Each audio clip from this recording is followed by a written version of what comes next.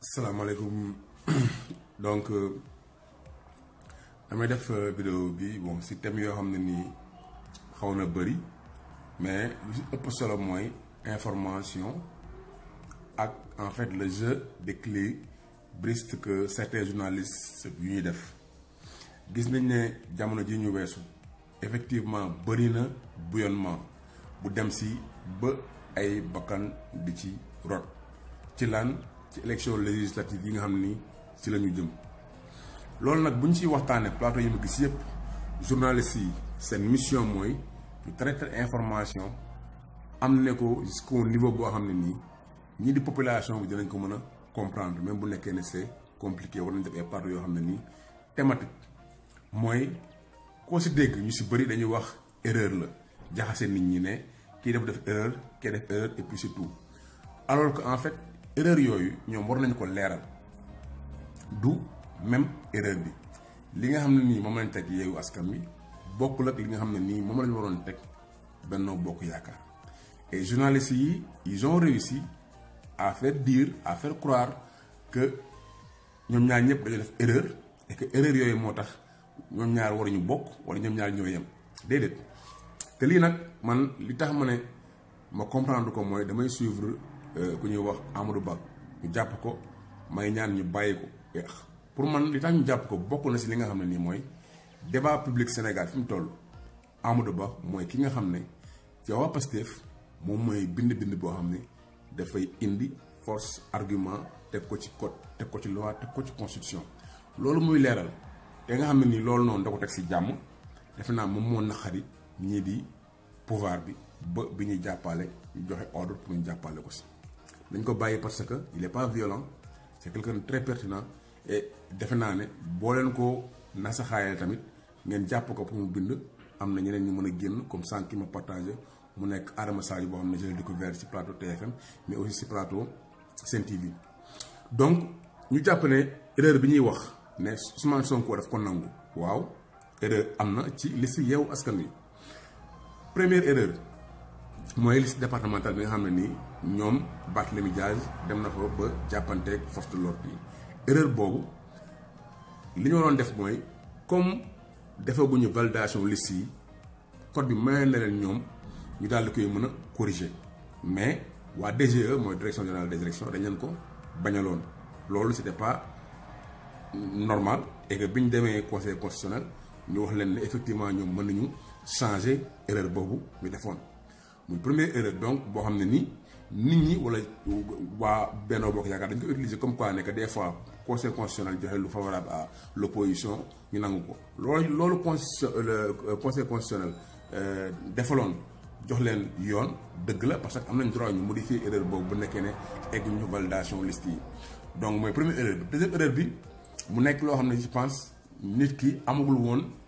25 ans muy âge boo xam ne en fait dafa war a mën a bokk ci élection yi léegi erreur boobu bi mu amee c'est pas une erreur boo xam ne dafa war a invalider la liste ou bien rendre irrecevable la liste mais ki nga xam ne mooy la candidate concernée bi nekk ci liste yi li ñu waroon def rek mooy dañ ko waroon a dindi moom moo inéligible donc loolu warul woon tax ñu faat wala ñu far li nga xam ne mooy liste nationale wala liste comment dirais-je suppléant wu Yewwi Askan Wi léegi ñoom ñu génn ne effectivement erreur boobu mais daal la koy def erreur de recevabilité donc erreur yi bi Yewwi Askan Wi def conseil constitutionnel bu tegoo ci code bi mënul leen dàq ci benn liste léegi ñu dem ci erreur yi nga xam ne nii Benno daf ko def première erreur bi Benno def mooy au lieu mu déposer liste bi fi ñu ko ci fourchette bi ñu ko may mooy warul gën a néew lii warul gën a ëppale ñoom dañ ëppale benn loolu Aminata Touré mu nangu ko de façon publique mais mu ne moom ñoom ñoo yokk benn rek pour au cas où amul au cas où la loi c'est la loi le code c'est le code lan moo tax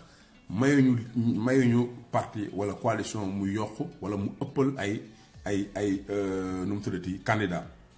parce que loolu su ko defee mi ngi niroog ñu ne dañuy voter chef de quartier mu am 1000 maisons ci quartier bi ñu ne la pour ñu xam ndax yow am nga fi dayoo da nga war a indi au moins 100 kër yu la parrainé au moins au plus nga indi 120 kër yu la parrainé waaw léegi bu nekkee ki nga xam ne moo nekkoon chef de quartier moom xam na 1000 kër yëpp mu daal dem jël 1000 kër yëpp ñu parrainé ko mais est-ce que ñi war a nekk contre moom dinañ am kër bu leen parrainé loolu moo tax ñu ne kenn du ëppal da ngay jël li nga soxla rek kese cote nga xam ne bu boobaa noonu au moins dinañ am ne serait-ce que 2 wala 3 wala 4 candidats ci chef de quartier bu yeesee nag nga xam ne yow mi amoo dayoo ci quartier bi ndax mënuloo sax am 100 kër yu la parrainé loolu moo dal Benno Bokk Yaakaar mooy ñoom dañoo ëppal même bu nekkee benn la parce que loolu la ñuy wax benn fourchette boo xam ne en fait ku si génn rek en fait loolu noonu am na ci lu bëri su ma ko peut-être bëgguma mu xóotal ko mu compliqué mais loolu noonu Malick Gakou defoon na ko ñu dàq listam en 2019 élection présidentielle léegi pourquoi mu def ko bii nii kenn wax ci dara léegi erreur boobu mu jàll léegi bi mu jàllee DGE si boppam ñoom ñoo changé indi ko 27 au lieu de 28 bi ñu demee nag ñoom toog pour valider liste yi bi ñu dàqee ñi nga xam ne nii pour parrainage la Déthié Fall daal di relever benn erreur mooy erreur bi nga xam ne nii mooy booy bind liste yi da ngay def góor jigéen góor teg si jigéen wala nga def jigéen teg si góor jigéen teg si góor bu bàyyi ba ñëpp toog société civile toog ministère de l'intérieur toog DGE toog parti yi nga xam ne ni ñoom lañ validé yëpp ñu toog Déthié Fall relevé ne kii de xaaral ma def ko silence par mu bala moo sonné waaw donc bi ñëpp toogee mu relevé ne dañoo tegle ci liste bi ñaari ñoo xam ne ñaari jigéen la su ma juumu loolu nekk en fait condition bu doon tax ñu daal di invalider liste Benno Bokk Yaakaar donc erreur boobu pour que Yewwi mën a woo wala mën a affirmer def de telle sorte que ñu daaneel liste Benno Bokk Yaakaar bi il fallait que DGE bind lettre daal di koy notifier waa Benno DGE bindul lettre donc Yewwi bu demee conseil constitutionnel ko non bon amul acte parce que acte bi mooy le fait que DGE bind leen ne leen yéen da ngeen a jël jigéen ak jigéen taxale ko te loolu noonu code bi da koy dàq comme ni mu defoon waa Yewwi notifié leen ne yéen da ngeen a ci comme ci Barth ni yéen da ngeen a def lii wala yéen da ngeen a def lële donc DGE pour bañ ko acte boobu am bindul donc loolu daal di nul donc ñaari erreur yooyu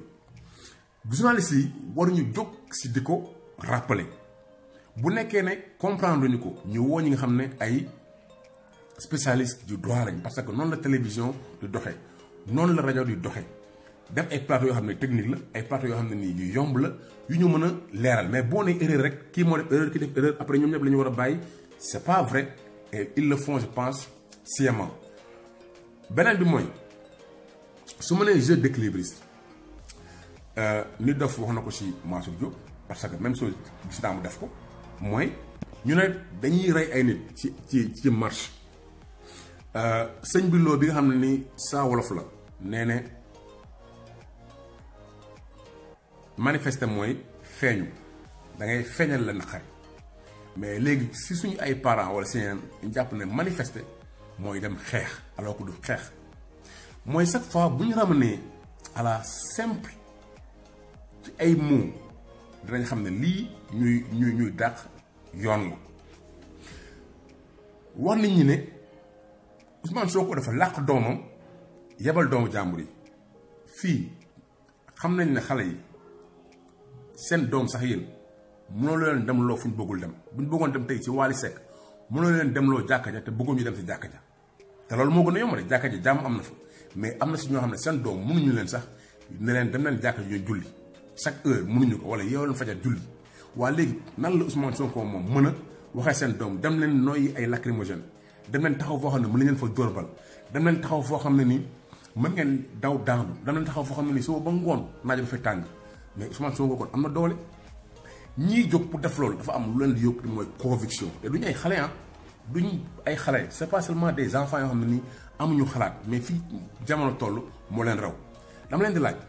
kan moo fi xam doomu Lumumba nu mu tudd ku fi xam doomu Martin Luther King nu mu tudd ku fi xam doomu Nelson Mandela nu mu tudd ku fi xam doomu Malcolm X nu mu tudd ku fi xam mën naa leen citer ay tour et des tours mais ñooñu est-ce que dañu leen wax ne yéen seen doom yi il faut nga génne leen pour que xeex boobu mu mën a légitime mais mën nga jur doom doo leen bokk li ngeen bëgg ñaata yoon lañ fi gis doomu imam muy def loo xam ne nii xel nangul sax ni imam kii doomu imam moo ko jur ñaata yoon nga gis comme Barthélémy moom mu nekk PS mais pas mu nekk PDS donc c'est pas une raison de dire que non te gis naa Fatoumata xawma Tall bi nga xam ne nii moo nekk ci ministère de la jeunesse mu naan suñu ay doom non Aïssatou Diop Fall la Tall dinaa ñëw si moom mais Aïssatou Diop Fall mu ne jour boobu ay doomam jànguwuñu doomu ñoom Fatou Dieng jànguwuñu kenn demul marché mais loolu dëgg sur des faits du dëgg man sama ay doom jàngi nañ parce que privé lañ nekk et je rappelle une chose qui est très important ñun ñëpp man li ma gën a jàpp Ousmane Sonko ci leneen loo xam ne sax bokkul mooy nee na jusqu'à preuve du contraire que moom ay doomam si public la ñuy jàngee école publique la ñuy jàngee fii kan ku fi am tuuti sax sa doom di jàngee école publique mais ki nga xam ne moom nangu na bu ñun bi garab bi di am yëguma ko parce que sama ay doom ñi ngi privé la plupart politiciens seen ay doom ñi ngi privé donc moom bu nekkee doomam mi ngi jàngee public ça veut dire que lépp luy am ci public bi daf koy dal donc le fait que ngay teg ñaar ne non dañuy yóbbu doomu jàmbur yi bàyyi leen li ngeen di wax ñi fay dem ñoo fa dem parce que dañoo bëgg changement te changement boobu on l'a pas fait en 1960 ça a été déclaré de 60 ans mais on va faire ce changement là et quoi qu'il en coûte bu leen jàpp ne da ngeen di wax nii rek xam nga décourager nit ñi pas sur une base boo xam ne en fait dafa nekk une base légale wala une base boo xam ne xel mën nañ ko nangu wala une base boo xam ne da ngeen jàpp ne dañ manipuler nit ñi wala dañuy joxe nit ñi ay lekk yoo xam ne en fait ñoom ils n'ont plus leur cerveau et la plupart patriotes yi koo si toogal su ngeen di wax mënoo ko convaincre si loo xam ne en fait logique la maintenant quand vous mettez dos à dos ne kii moom moo woote moo tax ñu dee mais c'est trop facile Diallo bi nga xam ne moo nekk Sénégal mi wax ak mi doon interviewé Ngouda Mboup Diallo que j'apprécie bien et que chaque fois bi ñu invité dañuy dem waxtaan ak yooyu pour dire que booy wax dëgg il faut nga wax dëgg mooy journaliste yi bu leen ragal parce que li ngeen xam ak li ngeen war a wax li ngeen jàng c'est comme si yéen xamatoo leen dara ba léegi yéen code boo leen ko wax sax mais boo nekkee journaliste politique mais da nga war dem nga lire code nga jàng code nga xam li code bi wax nga xam ne bu kenn ñëwee wax fa safaan ba mais yow nga mën a rétablir la vérité mënoo ñëw daal di jox ku nekk après ku nekk wax après nga ne non choisir leen non yow yaa ñu war a wax ne ah kii de yow li nga wax correspondrul dem su code bi ne code bi lii la wax au lieu de ça mais kii wax ne non on va mettre dos à dos donc kii moo wax et puis jeex na mais kii reyee mooy kan mooy ki door bal kan moo ko génne mooy ko jox nga foog ne ni nu mu tuddati GMI wala nu mu tuddati les corps de yoo xam ne nii dañuy génn ci manifestation yi am na si ñoo xam ne ku si nekk am na ku la mën a génne am na ñoo xam ne préfet moo la mën a génne am na ñoo xam ne commissaire moo la mën a génne mais am na ñoo xam ne président mu bind moo la mën a génne lan la balle réelle di def ci manifestation et loolu damay attiré benn attention mooy joolaa yi ñu ngi leen teg loo xam ne c'est pas normal te ñun ñu nekkul joolaa ñoo ko mën a wax ci ñoo ko mën a xeex parce que ñoom buñ koy wax mën nañ jàpp ne ñoom la moo tax ñuy xeex li ñuy xeex mais fii kenn mënul xàjjale joolaa tukulóoru lébu leneen ak leneen parce que dañoo jaxasoo mais boo demee manifestation boo xam ne nii ci suba si génn nañu en masse ba police mënu ko arrêté ñu bàyyi leen loolu moo normal ma ngi dem ba ngoon si ñu ne am na ay bal ñu dóor ba ñaari nit dee si c'est pas normal journalistes yi dama leen dégg ñu ne pour ñu arrêter wala ñu interdire manifestation am na ñu jàpp ba sax ñu génne daal di ne am na benn corps non service spécial ay force spéciale lañ jàpp cocktail molotov wala mais journalistes yi léegi ne ministres yi nee nañ kii nee nañ kenn nee nañ bàyyi la kii nee nañ kenn nee nañ donc loolu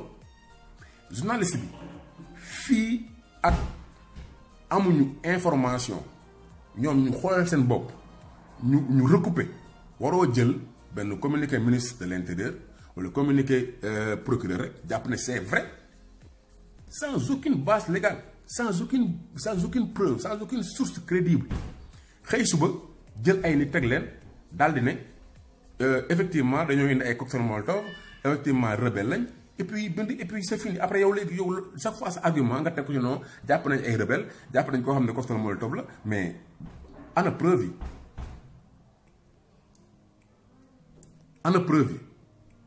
comment se fait-il que nga mën a jël argument bu toll noonu juste parce que ministre moo ko relayé mais ministre bi ñoom dañuy def communication donc il faut que yow nga indi des éléments contradictoires donc on se lève un bon jour et puis jàpp nañu ay nit xam nga et jox nañu woon information comme que ñoom mais mën nañ jàpp mais Ardo ñi nga wax na fi ne colonel Cheikh Sarr jël na yàmba dugal ko si poosam bëgg na day jël yàmba dugal ko si poosam daal ko koy ji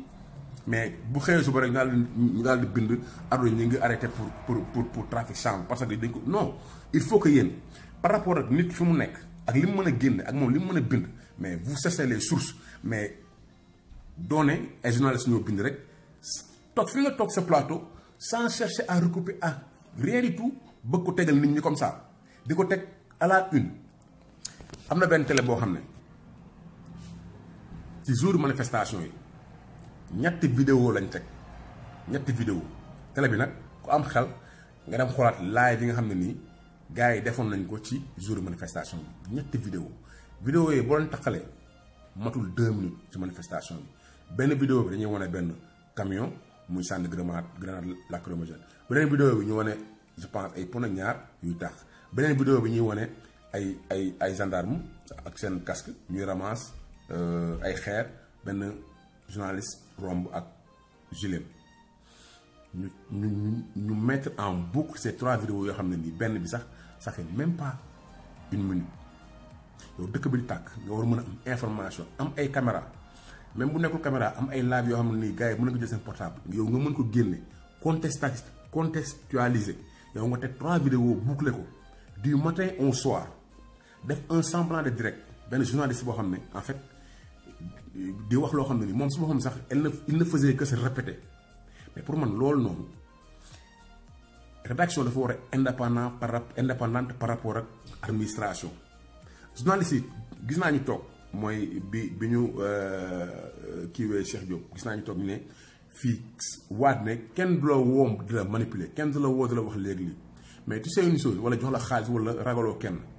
on peut te manipuler wala on peut te faire des choses yoo xam ne en fait yow bu ñu la koy defloo da ngay essayer rek di jéem a xam sa patron lan la bëgg ak lu mu bañ ba doo ko def mais journaliste yi loolu la ñuy def kii lan la bëgg ak lan la bañ man Aïssatou Diop Fall chaque fois day wax kii sama mag la kii sama lii la kii sama lële la kii moom am na sax mais journaliste tu n'as pas à avoir des amis ou bien le dire ouvertement parce que dès l'instant que cette information là sort c'est que am na connivence am nga intérêt donc loolu noonu mënutoo si bokk beneen bi mooy gis nga ay CBS ay CNN chaque fois nag buñ ne journalistes yi dañ naan ñun on n'est pas des enquêteurs non gis nga léegi CBS CNN dañoo am département enquête dañu dem jëli ay ñoo xam ne nii ay anciens enquêteurs lañu woon ak ñoo xam ne ay nouveaux ay jeunes lañ ñoo xam ne police criminelle dañ leen recruter ñoom ñuy def seen bopp enquête donc le journaliste doit mener ses propres enquêtes et quoi qu'il en coûte c'est pas pour rien que ñu protéger ko par rapport ak moom à ses sources tant que yow mënoo prouver que information bi nga xam ne jox nañ ko c'est pas vrai mënoo leen a révéler woo ñoom seen source fan lañ ko jëlee ce que tu as à faire nag mooy que prouver que nag information bi c'est pas juste et puis condamné leen par rapport ak loolu diffamation wala leneen mais doo ñëw ne ko kan moo la ko jox non donc loolu mooy wane ne journalistes yi bu ñu waxee ñu ne non yéen waroo leen enquête mais dañu war enquête teg 1 + 1 = 2 ki ñu ne dañ koo rey Ziguinchor après ñu ne non benn xeer moo ko rey wala objet contendant moo ko rey du bal moo ko rey ok premier autopsie la mais léegi famille bi nañ jot corps bi ñu daal def contre expertise après ñu xaar après nga dem nga xool tu vois donc yooyu yëpp en fait le journaliste mais doit être en mesure d'être formé par rapport ak moom domaine bi nga xam ne nii moom la jël ne moom la si bëgg a liggéey à plusieurs reprises j'ai vu surtout les femmes nag gis nga jigéen ñi ñu nekk si plateau télévision yi Et ça, je vous le dis. Et ñoom elles le savent très bien. La plupart, elles passent plus de temps à se maquiller. Bu ñuy préparer plateau, daf leen yéen ñi ñuy invité daf leen attention rek. Mën nañ fa nekk bu nekkee 20h la ils arrivent à 18h di maquiller wu di maquiller wu di maquiller wu di maquiller wu ba 20h05 ñu daw dugg ci plateau bi. Mais elles ne prendront même pas 20 minutes pour xam seen invité xam éléments yi fa war a jàll ñu lire ko dem si internet def seen recherche wala ut seen livre wala leneen pour mën a nekk à la hauteur du débat. Damay joxe benn exemple boo xam ne en fait daf ma frappé parce que dañu concerné mooy APIX temps yi bi fa sapeur pompier yi ñëwee seen bi dañ jàllale élément bi buñ jàllale élément bi gars yi wax parce que journaliste bi jàllale élément bi daal na ko lan nga xalaat si c'est-à-dire APIX bi nga xam ne nii en fait tout ce qui est fonctionnalité muy évocation eau yi électricité yooyu dafa nekk ci suuf mais non seulement la femme là bi nekk ci plateau bi Sen TV je connais pas son nom mais du Fatou Abdou keneen ki la non seulement dégluwul bi affaire bi di jàll seetaan ko mais même question bi sax elle a pas répondu qu'est-ce qu'elle a fait dem di wax naan non affaire suuf yeeg affaire la elle n'a pas répondu alors que chaque élément dafa am benn essence bu muy lijjanti mooy est-ce que ay nit mën nañ ñëw ci société privée dagg tali def lu ñu neex daal dem alors que dafa am loi de rétablissement xam nga comme à l'origine loolu noonu en fait loi la boo xam ne en fait service public yi wala service privé yi bu ñu ñëwee ci tali yàq ko wala dagg ko pour benn communauté boo xam ne ñëpp a ciy jariñoo dañ ko war a delloowaat ni mu meloon loolu règlement la loo xam ne ni ñoom bu ñu ko deful on peut les poursuivre mais ku jigéen kooku xamul luy loolu jéem ko lijjanti maquillé wu na toog na wax na li moo wax après c'est passé c'est la même chose que les animateurs yoo xam ne ni 1 2 3 dañuy répéter même chose amu si kenn kuy wax avec son cerveau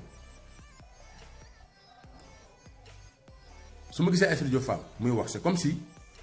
au lieu de jàngat mais c'est comme teesante la parce que le ton référence amul référence loi amul référence règlement amul référence acte amul comparaison amul recoupement amul dara da ngay wax si xel bopp di teesante di wax di yuuxu plus ngay yuuxu plus ñu lay def pause wala ngay wax ay affaires yoo xam ne ni en fait tegul fenn beneen bi mooy ci Pape Sidi Fall Pape Djibril Fall Pape Djibril boo xoolee médias yi léegi dañu am doole parce que moo tax Ahmed Aïdara nekk maire moo tax Ndoye Bane nekk maire parce que da ngay génn chaque instant ci kanamu nit ñi moo tax bi seen raa waxee ne Ahmed Aïdara dañ ko tere pour mu def revue de presse dama si ànd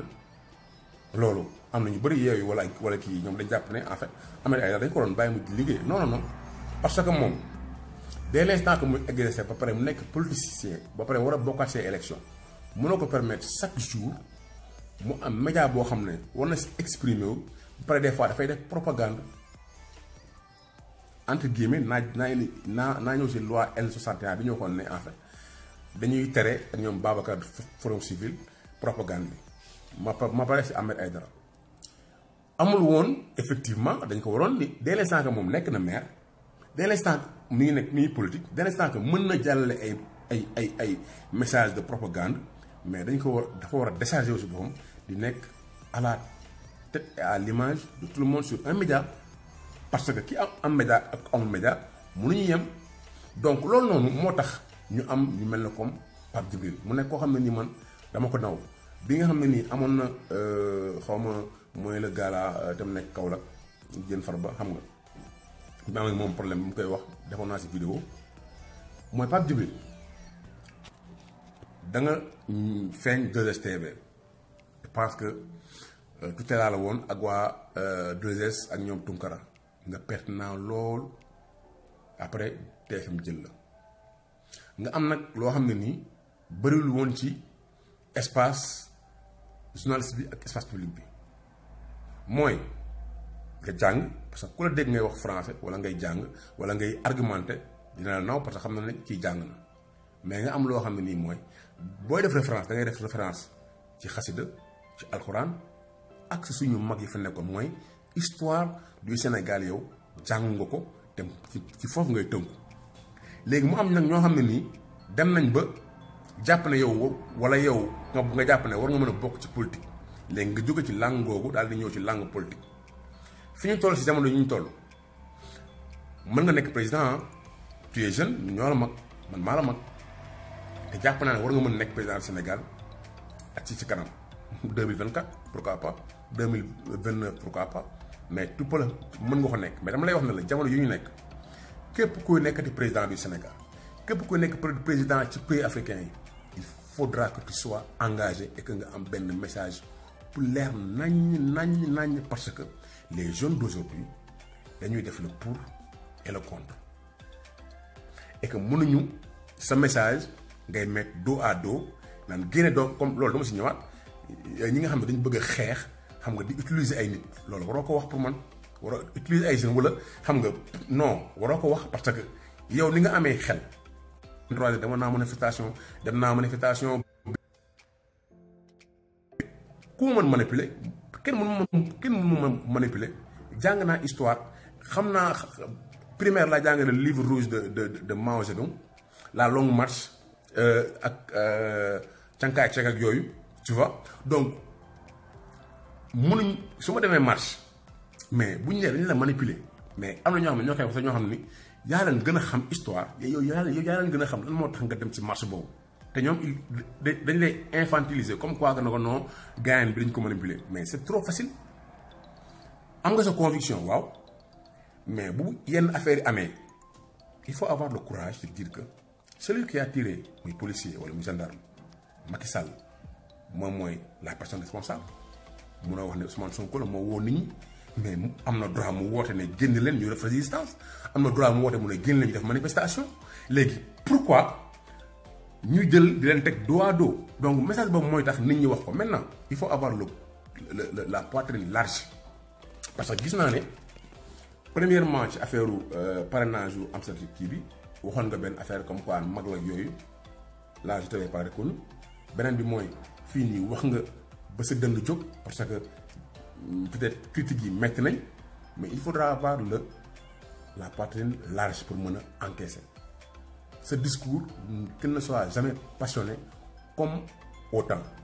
bi nga nag ne da nga doon xeex te kenn sexalu woon lem du woon xeex da nga doon def sa liggéey mooy da nga nekkoon chroniqueur nekk ci télévision di wax loo xam ne nii en fait c'est aqulaay taala la donc loolu c'était pas un combat c'était juste que tu faisais ton job maintenant job bi mooy des fois nga wax loo xam ne nii du neex pouvoir bi et loolu noonu mooy sa job y a rien de courageux y a rien de kii ñi ko deful ñoom ñoo ragal ñi ko deful ñoom ñoo xam ne nii ñooy bu ñu xëyee sol costume lu ñuy lijjanti mooy lu ñu sol la ñuy lijjanti góor ñi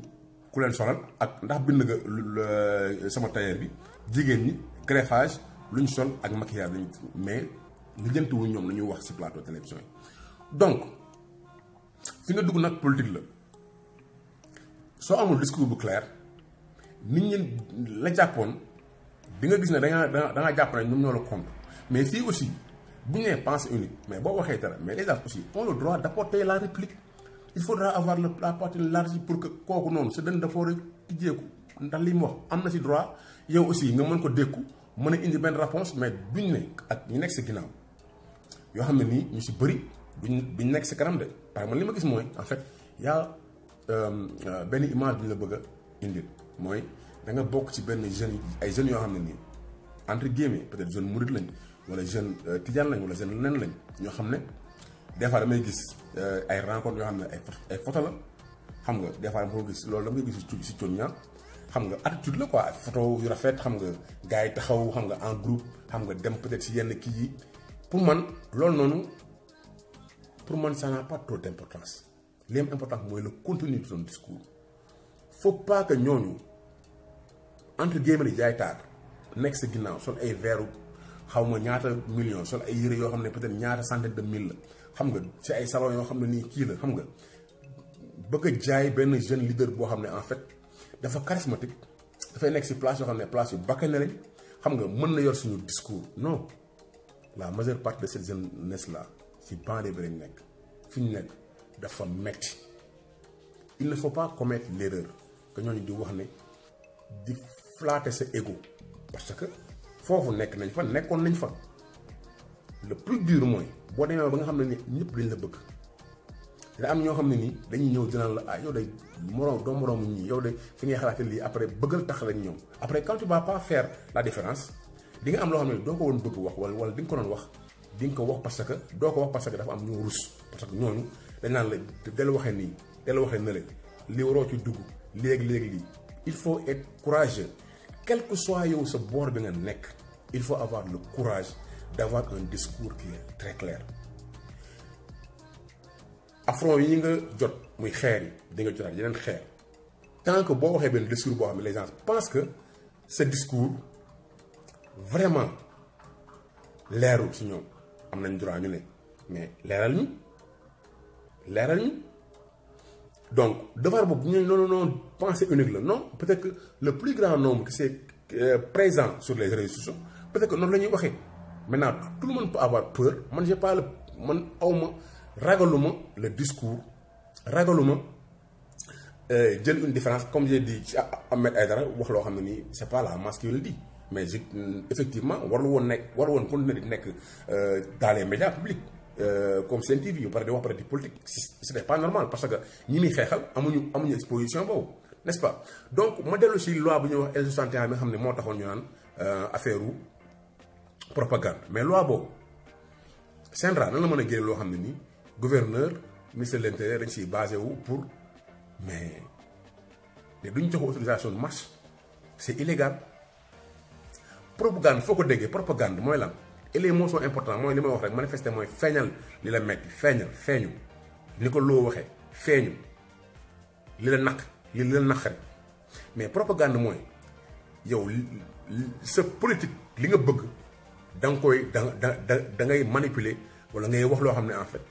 pour ñi adhérer la mais ñi dañ am lu leen naqari mais dañ ko bëgg manifester mais ñi newuñu ne dañuy dem élection ñoom naan leen kaay leen ñoo fi gën a rafet ñoo fi gën a baax loolu mënul nekk propagande maintenant mais li nga xam ne pour média yi la média bu fa ñëw filmer ko mais est-ce que boo demee li ngay teg da nga naan non lii en fait pour may doole kii la déedéet propagande mooy avant élection Macky Sall dem def tournée économique lii moo ko fi def li fi def sama bilan ak léegi lii après RTS teg ko di si wax naan non Macky moom il faut que ngeen mayaat ko mu kii il faut que ngeen kii parce que le bilan parle pour lui loolu propagande la mais bu ñuy manifester pour le fait que des listes soient invalidées mais loolu ça n'a rien à voir Babacar Ba je pense mu nekk Forum Civil am benn discours boo xam ne ni si keroog seetlu naa ko moom ak Daouda Tall te Daouda Tall pense parce que il lui a bien répondu mooy moom aussi il a plus un discours clair parce que mi ngi je pense ci benn structure étatique tu vois pourquoi boo demee ba nekk ci structure étatique yi tu n'as plus un discours clair maintenant nit ñi aussi dofuñu buñ la waxee dara ngay non fii war na nekk mais fii aussi war nañu xool ne propagande bi parce que yow boo waxee li ngay wax Babacar Ba moo ko wax li nga wax noonu est-ce que yow mën nga jox jël assurance que ne que télévision yi duñ ko jël bu ñu demee teg ko foo xam ne dañuy def propagande mais yow li ngay wax nga ko télévision bu ko jël après teg ko daal day voté Ousmane Sonko loolu c'est son problème boobu boobaa mais général nañ tëj télé bi mais yow ñu ne non waroo koo def parce que xamoo sax ñeneen luñ ciy def et loolu la ba wax ci Sen TV donc pour dire une chose mooy fi ñu toll et Macky Sall je pense que war na mën a dégg loolu ñun on est dans un microcosme boo xam ne ñu bokkul histoire on aspire à la même chose ku dugg si banlieue bi xool nit ñi ni ñuy génne ak booy yi war nga tiit mooy booy war nañ am liggéey xaalis bi métti na am na benn booy bu génne vidéo temps yi di wax ne noos mi ngi doon suñu xaalis bi baaxul li ngay 5 doom nan la mën a jëndee nan la mën a jaree 7 juróom 5 doom lan la wax 5 doomu boobu nan la mën a jaree 7 juróom yi nag mooy 150 après mu ne dafa doon suñu xaalis bi baaxul l'enfant là ne connaît pas ce que c'est que l'inflation l'enfant là ne connaît pas ce que c'est que la monnaie mais li muy wax mooy inflation bi am ak ñun le fait que notre monnaie a été dévaluée sans qu'on nous dise parce que li doon jar juróom mi ngi jar 100 francs loolu la xale bi wax économistes yi xam nañ loolu mooy président américain Trump def planche à billets moom bu ko neexee mu injecté lu ñuy wax injection de monnaie dans son économie ba prix de flambé moom mu mën a jël création recherche à partir de rien alors que ñun on peut pas parce qu'on n'a pas notre monnaie bon moo xale boobu loolu mu siy wax mooy loolu ñu mënul comprendre monnaie peut-être mën na compliquer loolu mais pour vous dire mooy pour ñu xam li économie parce que économie ak monnaie c'est pas très compliqué mais journaliste bi ñu ko war a jàngal y a pas un journaliste capable de le ramener à benn analyse bu simple boo xam ne dina ko wax ci wolof wala français ba nit ñi mën ko comprendre dañuy jéem a sëlamal rek Amadou Ba nag nañ ko bàyyi ndax moom li muy def c'est un pacifiste musuma ko gis mu saaga musuma ko gis mu def dara li muy def da ko def parce que dafa nekk koo xam ne en fait li muy bind neexul ñu bëri et ça a fait que l'État a voulu tout faire pour le mettre en cachot. J'ai pas fait ay libérer kii kële xam nga ay Guy Marius Sagna parce que Amadou Ba moo ma si gën a métti parce que c'est quelqu'un boo xam ne nii qui est armé que de son courage et que d'une arme l'intellectualisme c'est-à-dire moom boppam mu ngi leeral nit ñi lu bëri amul kenn ku ñuy bokkal plateau ngay wax loo xam ne en fait dina la wax li nga xam ne nii fi mu koy teg dafay leer loolu moo tax ñu jàpp ko pour man bàyyi leen jàmbur si le débat n'est pas relevé la violence sera levée lu leer laa leen wax